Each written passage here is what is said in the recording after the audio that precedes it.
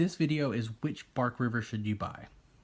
And I believe I can answer that question if somebody came and asked me, because people have asked me before and I've answered the question and they've all said that they were relatively happy with it. So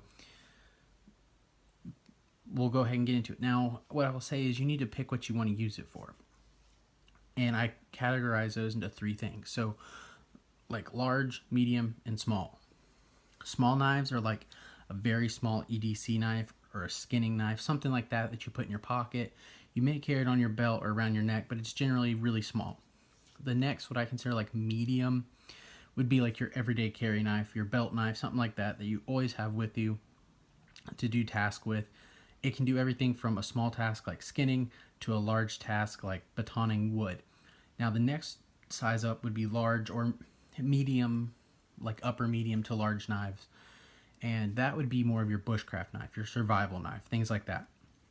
For me personally, anything over like a 5-inch blade, too big for me, I don't like it. At least where I live in the Appalachian Mountains, you don't need it. So just use an axe. It's more effective anyway if you need a big knife, in my opinion. So we'll go ahead here, get into it, hop right into it, and we'll start with the small knives. I'm gonna use my old strop here for a kind of a prop. Now the first knife here, I'll roll in and show you the sheath, but I'll leave just the knife on the table so you guys can see. Alright, so here, this is one of my favorite knives, and this would be the Bark River PSK. This one happens to be an Elmax steel, natural canvas micarta handles, awesome little knife. Okay, so that's one option, okay? Now, the next option I would suggest to somebody would be something, one of the knives I've had for a very, very long time, and that would be the Little Creek. And this just uses the small little bushcraft sheath, okay? This knife, I've used it a great deal. Throughout the years, I've had about 6 of these, traded them off, blah, blah, blah. I like the green canvas, so I got one, and it stuck. This one is an A2 steel. Okay. And just for reference, I wear a large or an extra large glove, depending on the brand, and that's how that fits me.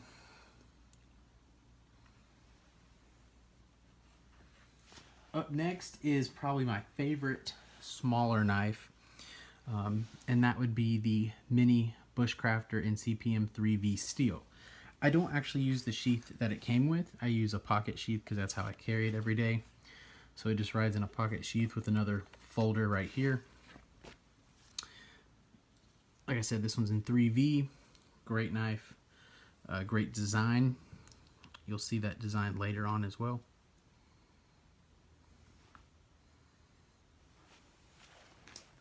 Now on to kind of a different knife, if you will. This one is the Bravo Necker. Now this one's kind of cool because it has removable scales. Now I'm not sure if they still make this one anymore. This one is in 3V, awesome steel. Has some nice jumping on the back. And this one is kind of a weird size to me. I feel like it'd be a full small grip for most people, but I kind of just use 3 and it works. I carry this one around my neck a lot because it the sheath that it comes with is kind of really geared to that. Has a magnet retention in there with 2 grommets up top. There's no belt loop, so really either got to put it in your pocket or carry it around your neck. I would recommend if you do carry a knife around your neck, either use a knot that breaks free, or I just use leather cord because that leather is pretty weak, so I'm not going to lynch myself. Now these are kind of just my main go-to. I've had other ones, traded them, sold them, this, that, and the other. This is the knife that I'm going to carry in my pocket, carry it around my neck, something like that. I've skinned quite a few squirrels and rabbits with this knife.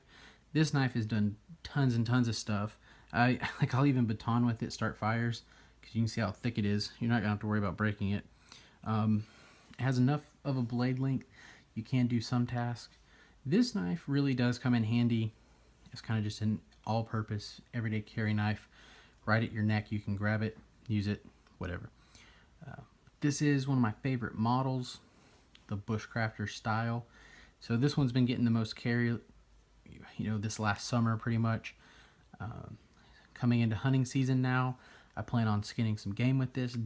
Definitely 100%. The edge is almost long enough to that point where it's going from like this small knife to like a medium knife. So it kind of bridges that gap just a little bit, which is why I really, really like it right now. The handle is comfortable, but it is a 3-finger handle for me, like I said. I guess you could put all on there. It'd just be kind of tight.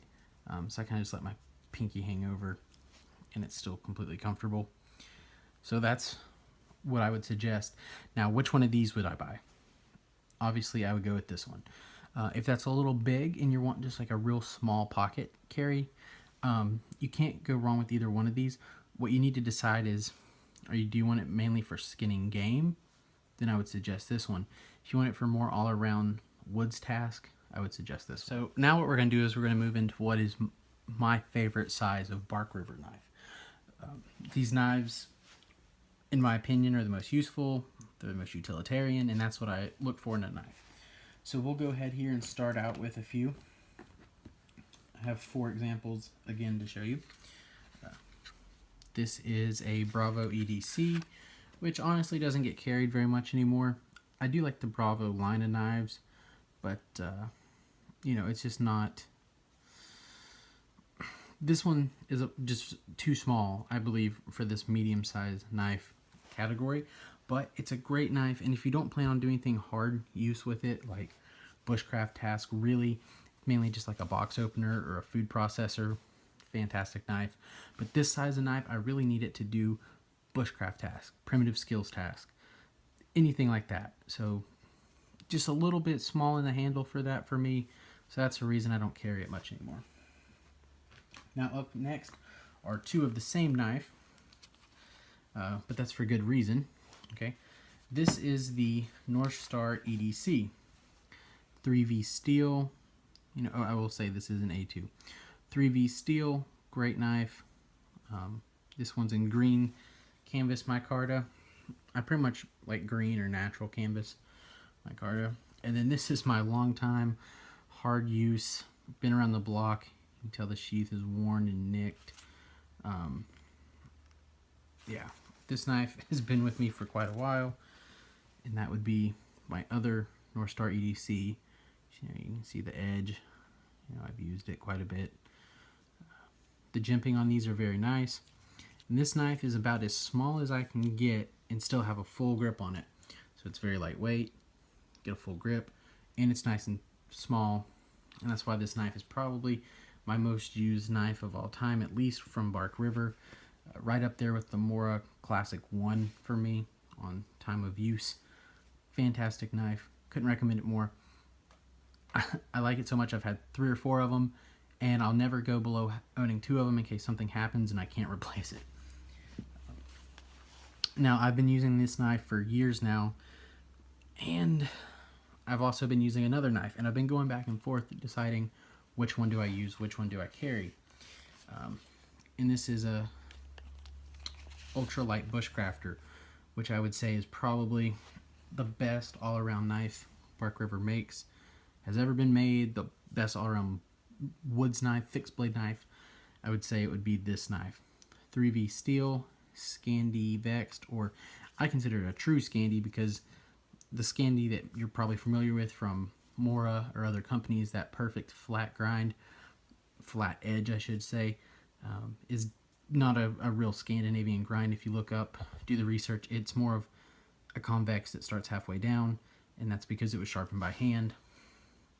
So you're not going to get a perfect edge if it's sharpened by hand, which is fine. This is just a tad bit larger than these, so it fits the hand better, it feels better, and where these knives I feel like are still a little bit better at friction fire task, things like that. What this knife does is it provides a little bit more length. Okay, so it's going to cut better, it's going to do better for everyday task outside of being in the woods. I've used this knife in the garden, I've used it on the tree farm, grow Christmas trees. It's just an all-around great knife. Not that these aren't, but I just find this edge is multifunctional, and just the size of the knife, the use of the knife kind of is all around better. If I'm going out and just making friction fire set, I'll still use these because I love this point for drilling out friction fire sets. It's absolutely the best. Carving the slice of pie in your friction fire sets, these knives excel bar none. This knife is good at that as well, but I believe if I had to pick one of these for just an average everyday person who could use the knife from A to B, A to Z, I would suggest the Ultralight Bushcrafter because it is more well-rounded. Now, if you're more into primitive skills and friction fire, trap building, and things like that, I would probably recommend to go with one of these because I just like the edge, the blade profile, the tip on it, and you don't have to do as many tasks when you're out there doing that. So this is my favorite size of knife. This one has a special place in my heart, but I find myself reaching for the Ultralight Bushcrafter more and more. Alright guys, so we're going to go on to what I consider a upper size of medium to a large knife. Here's one of my favorite larger knives. And to me, yes, this is a larger knife. Okay, this is the Gunny in A2 steel. I've used it quite a bit. This was actually the knife I took hunting with me the other day when I went on that traditional archery hunt. Fantastic knife. You really can't argue with it. It's the same design as the the Bravo line of knives, which I really like once I get to this size. Like I said, the Bravo EDC and the Bravo Necker, they're just a little small for me. When you get into a bigger knife like this, that's when that blade design really starts to show. So we'll go ahead and show you the next one. And the next one is a Bravo. This one is an A2 steel as well. And I will show you a theme in a minute regarding steels. So you can see the size difference. If I line these backs up, the Bravo is going to be longer, a little bit bigger, much thicker, handles much larger. And this is one of my favorite sheaths ever from Bark River, the Bravo sheath. But at the same time, this Gunny sheath is absolutely gorgeous. I love this, and it goes fantastic when you're out in the woods, hiking around, doing some hunting or traditional archery. I've been complimented on this knife and this sheath before at rendezvous, and I refer them right away to Knife Ship Free or DLT to try to pick up one of these with this sheath. Now up next are two knives that on the surface look very similar but are different in my opinion, and that would be these two Auroras. Now here is your standard Aurora, okay, and I've had one of these for years and years and years. I've had probably 6 or 7 of them. This is your standard thickness A2 steel, okay. I kind of really like this color, micarta, so that's the reason I held on to this one and parted with some of my other ones. Great knife, great knife.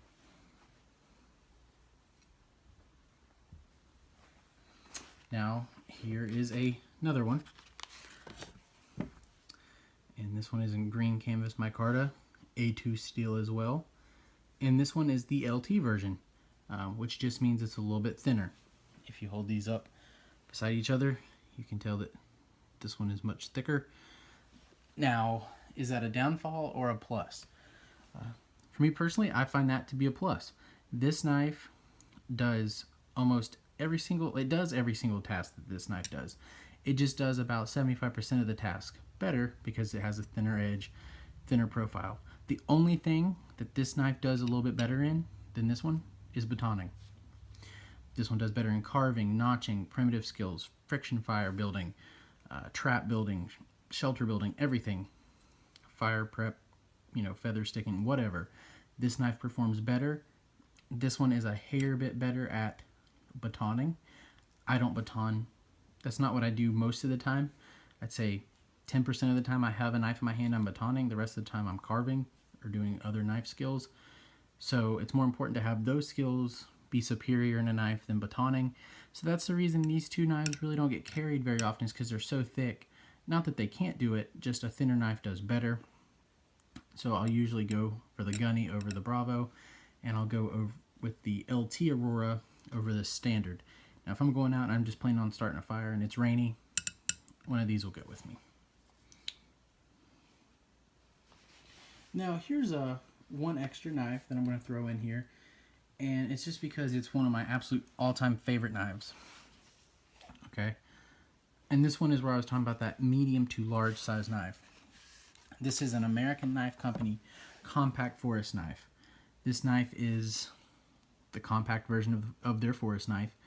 I've had probably 3 or 4 of these.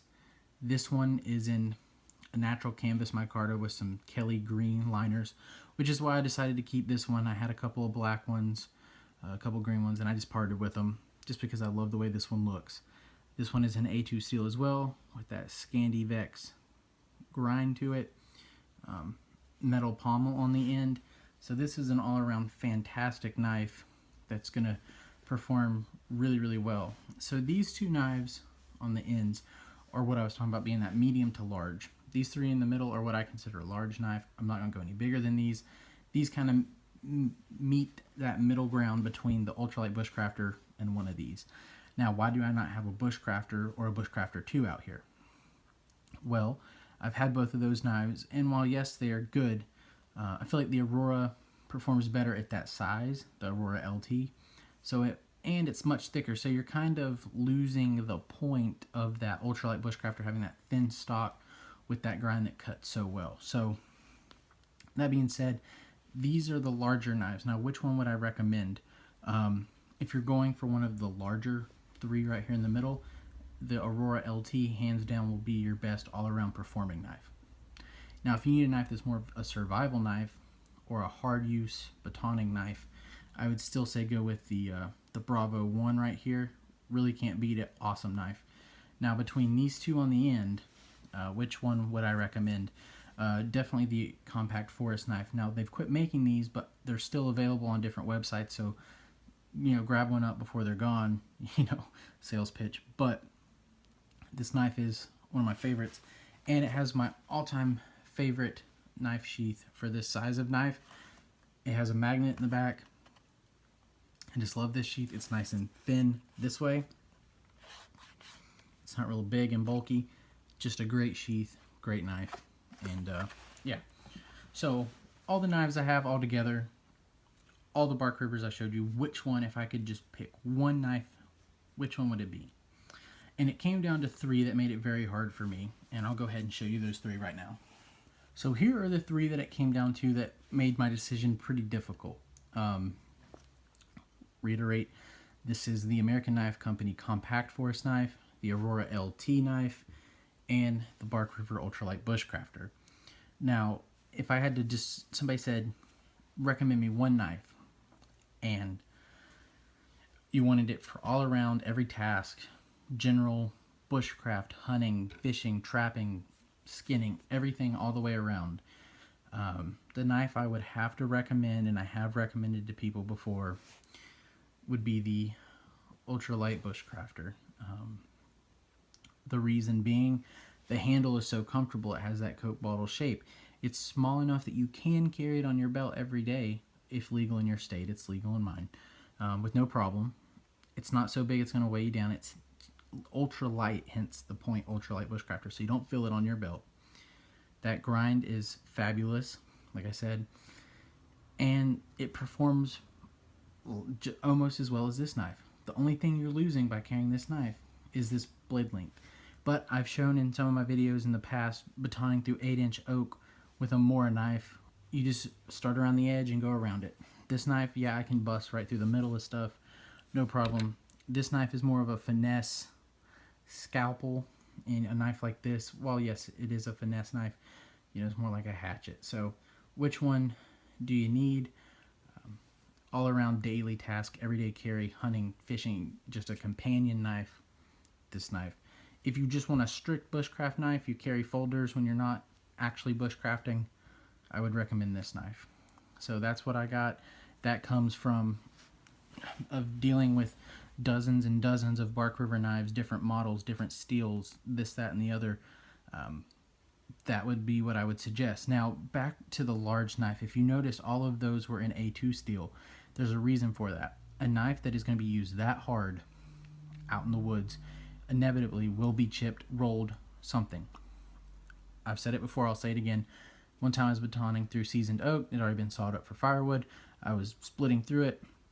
Boom, hit barbed wire. At some point in that tree's life, a barbed wire fence had been on it and the tree had grown around it. I did not see that when I was processing the wood down, smashed my knife into the edge of the barbed wire. Now, A2 steel is a softer steel than 3V. Yes, 3V is a fantastic steel at holding its edge. Now, if I was going on an expedition, I would take this knife because I'd be away from everything. I'd only have minimal base camp sharpening things, field sharpening equipment, and it's much easier to resharpen A2 in the field than it is 3V. Let's say you get a chip or a nick or something, and it would take 15 minutes between a DC sharpener, either some type of DC sharpener, a honed steel, and then a strop. You could fix it in 15 minutes on A2. That's going to take you upwards of 35, 40 minutes on that 3V. And if you're out in the woods, you're actually using your knife, you need it. I'd rather cut my sharpening time by, 2/3 if I could. And at the end of the day, yes, if you use them doing the exact same task, this knife will be sharper than this one, but this one's much, much softer. So I can spend 5 minutes at the end of the day stropping this one before I turn in for the night and it's ready to go the next day. This one I'd probably have to strop it, to get it back to where it was, 20 minutes. And then if this knife ever gets dull, you're not going to be able to strop it back to sharp. You're going to have to sharpen it.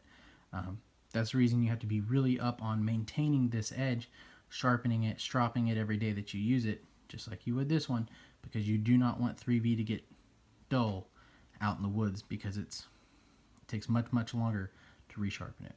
So that's what I got, guys. Thanks for watching.